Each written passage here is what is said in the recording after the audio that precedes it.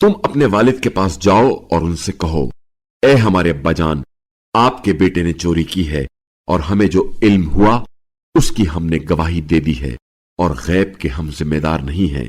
اور اس بستی والوں سے پوچھئے جس میں ہم ٹھہرے تھے، اور اس قافلے سے پوچھئے جس میں ہم آئے ہیں، اور یقین جانیے ہم بالکل سچے ہیں۔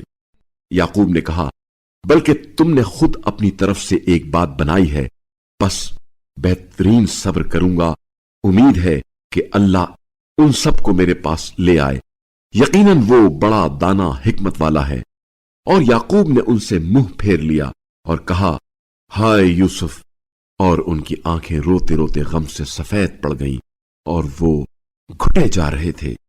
بیٹوں نے کہا، قسم بخدا، یوسف کو برابر یاد کرتے کرتے آپ جاں بلب ہو جائیں گے یا جان دے دیں گے۔ یعقوب نے کہا، میں اپنا اضطراب اور غم صرف اللہ کے سامنے پیش کر رہا ہوں، اور اللہ کی جانب سے وہ باتیں جانتا ہوں جو تم نہیں جانتے۔ اے میرے بیٹو، جاؤ یوسف اور اس کے بھائی کو تلاش کرو، اور اللہ کے فیض سے مایوس نہ ہونا، کیونکہ اللہ کے فیض سے تو صرف کافر لوگ مایوس ہوتے ہیں۔ پھر جب وہ یوسف کے ہاں داخل ہوئے تو کہنے لگے، اے عزیز، ہم اور ہمارے اہل و عیال سخت تکلیف میں ہیں، اور ہم نہایت ناچیز پونجی لے کر آئے ہیں، بس آپ ہمیں پورا غلہ دیجئے اور ہمیں خیرات بھی دیجئے، اللہ خیرات دینے والوں کو یقیناً اجر عطا کرنے والا ہے۔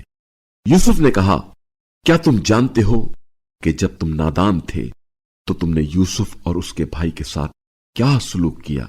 وہ کہنے لگے، کیا واقعی آپ یوسف ہیں؟ کہا، میں یوسف ہوں اور یہ میرا بھائی ہے۔ اللہ نے ہم پر احسان کیا ہے، اگر کوئی تقوی اختیار کرے اور صبر کرے تو اللہ نیکی کرنے والوں کا اجر ضائع نہیں کرتا۔